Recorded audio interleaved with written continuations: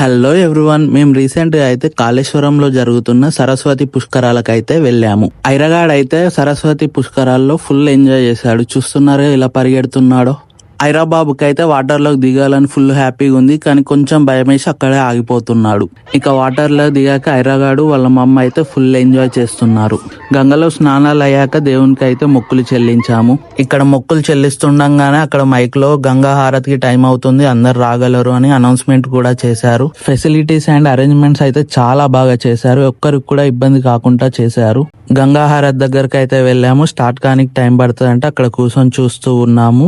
గంగా హారతి అయితే స్టార్ట్ చేశాక మా మిస్సెస్ అయితే ఫుల్ ఎంజాయ్ చేసింది. తను ఫస్ట్ టైం గంగా హారతి చూడడం చాలా బాగా అనిపించింది అని చెప్పింది. అండ్ చాలా బాగా చేశారు. ప్రతిదీ అయితే పిన్ టు పిన్ ఎక్స్ప్లెయిన్ చేస్తూ గంగా హారతి అయితే ఇచ్చారు. గంగా హారతి అయితే అయిపోగానే వెంటనే టెంపుల్ కి అయితే వెళ్ళాము దేవుని మొక్కుకుందామని.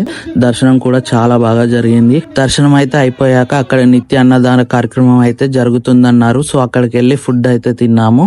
సో అది అయిపోగానే ఇంటికి వెళ్దామని బయటకు వచ్చాము. అక్కడ ఏదో గేమ్స్ జరుగుతున్నాయి. సరే ఏంటా గేమ్స్ అని చూద్దామని వెళ్ళాము. అక్కడ అన్ని ఫ్రీ గేమ్సే. సో మా ఐరాగాడికి ఆగలేదు, అన్ని ఎక్కాడు. Thank you for watching this video. Subscribe చేసుకోండి.